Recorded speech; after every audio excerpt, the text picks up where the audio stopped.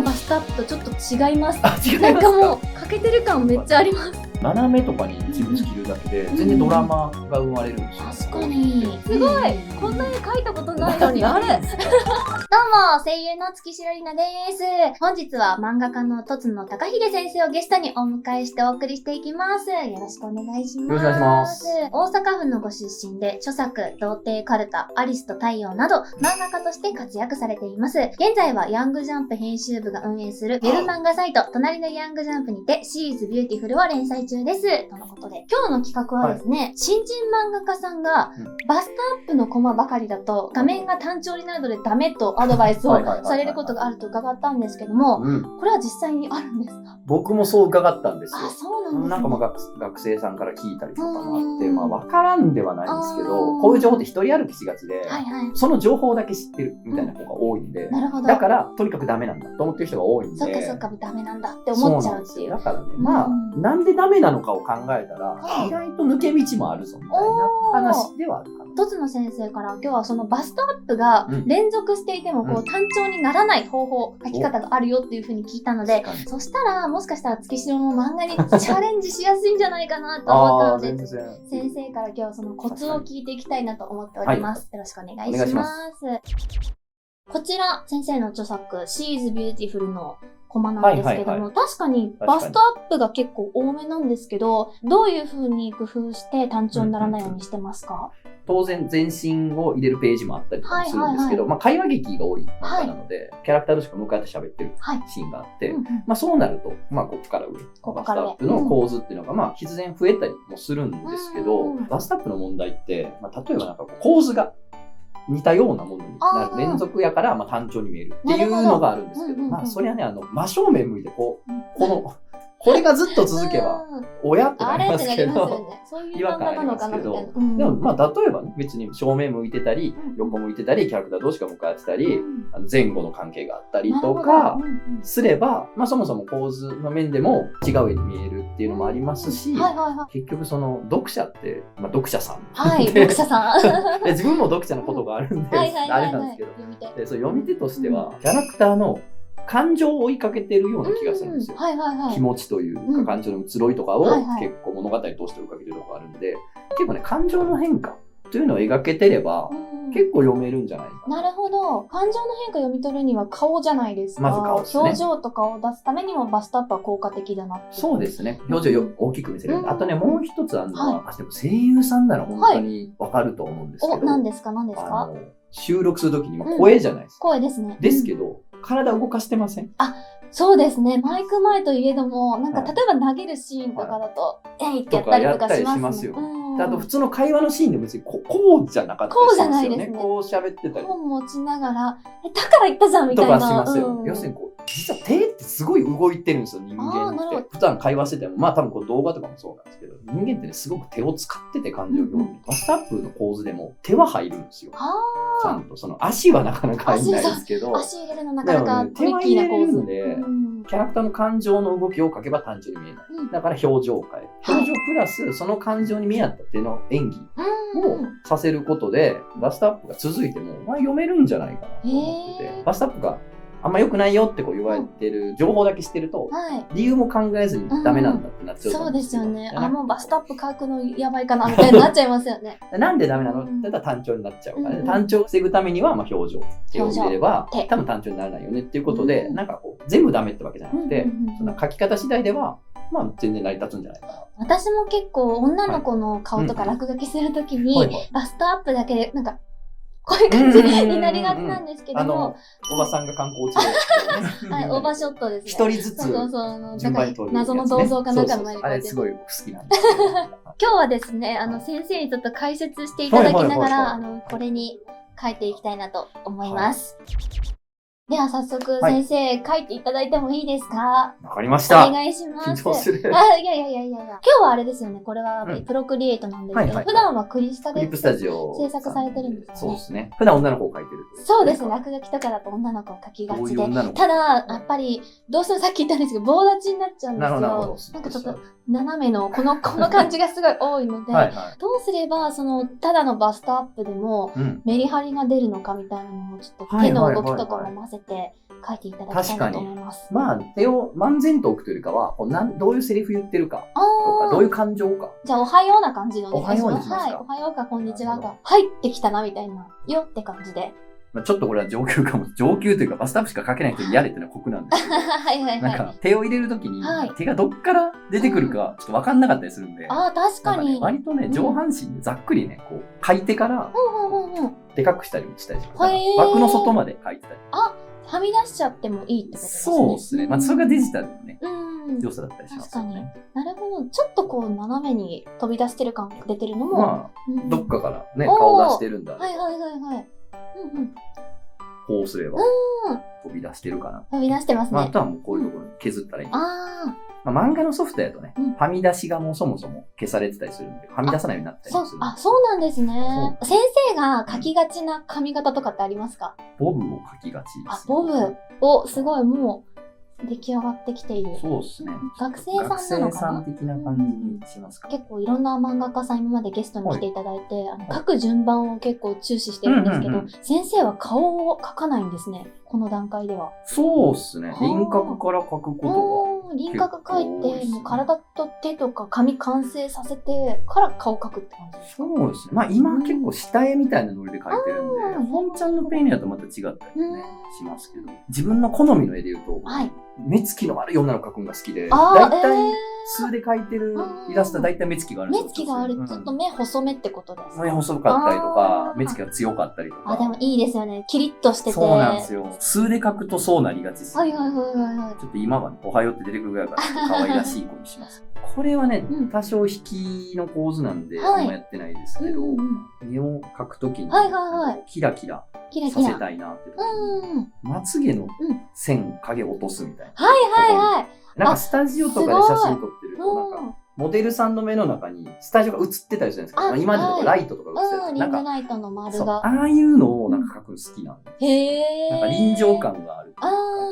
なんか光って見えるんで。確かに、映り込んでるものとか、光を受けて影になった部分とかも書き込むと確かに立体的になって綺麗ですよね。まあこれもね、バストアップっていうか、こっから上でしかないんですけど。すごい。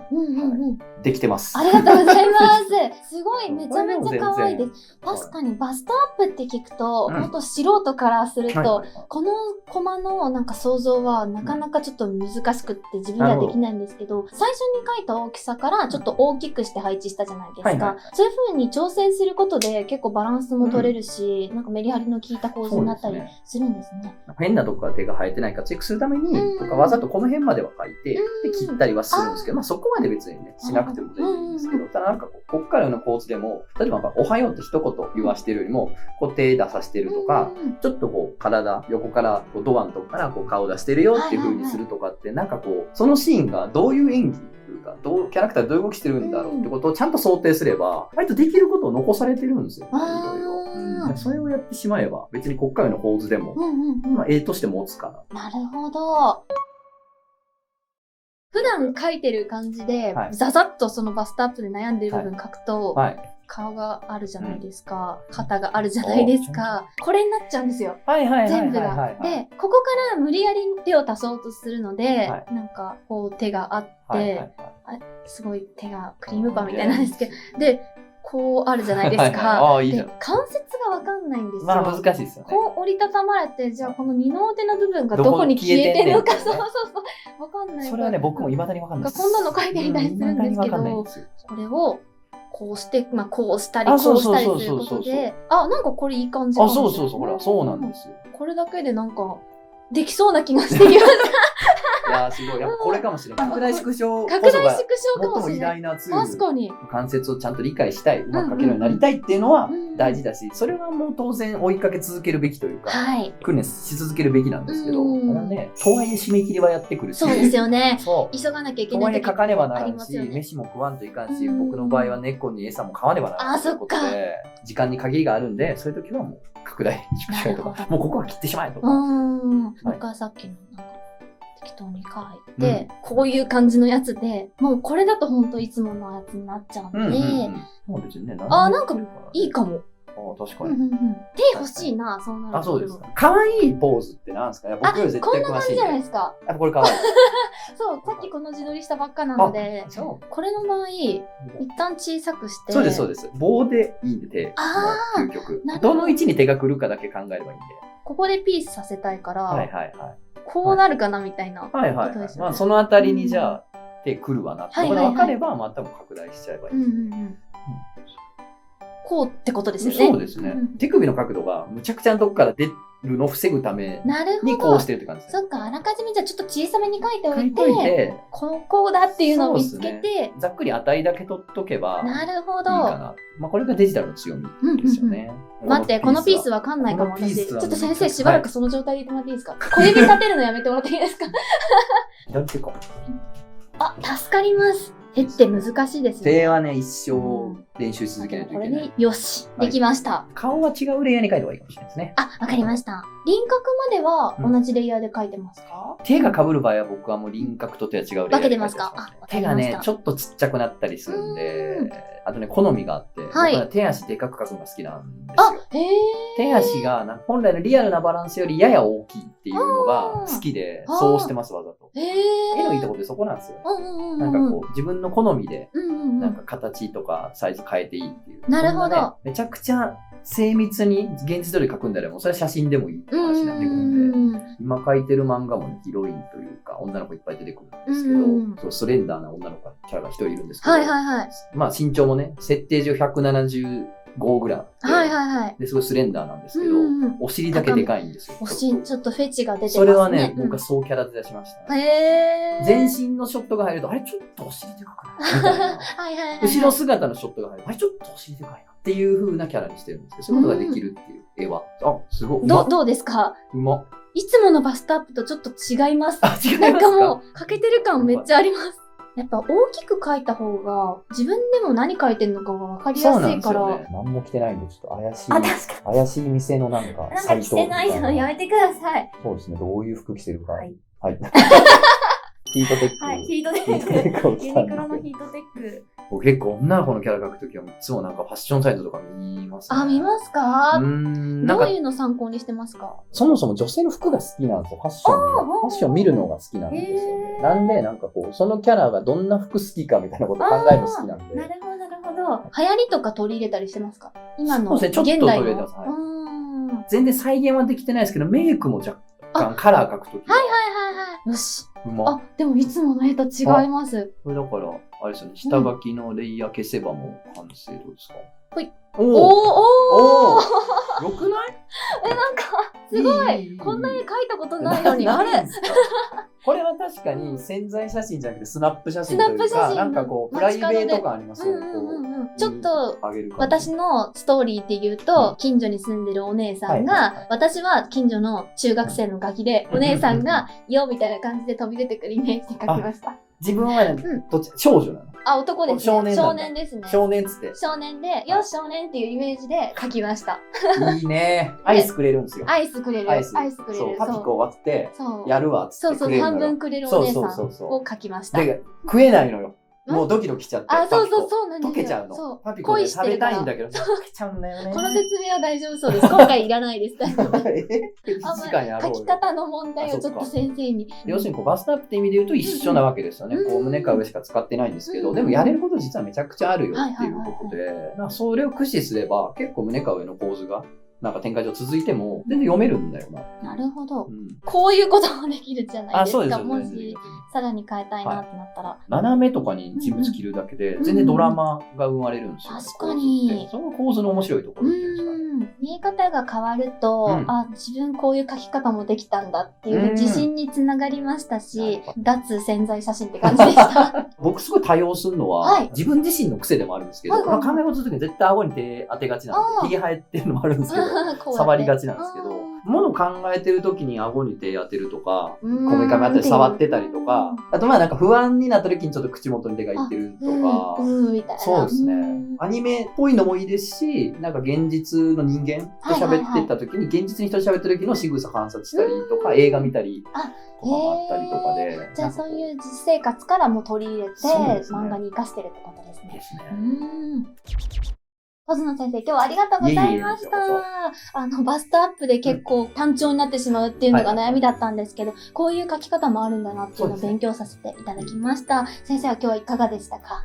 改めて、なんかこう自分が普段やってること、何気なくやってるんで、なんかこう説明する、言語化すると、なんかこういうことを意識して、俺書いててんなとかっていうのが、改めて再確認できるので、もっとなんか面白いな、こういうの。よかったです。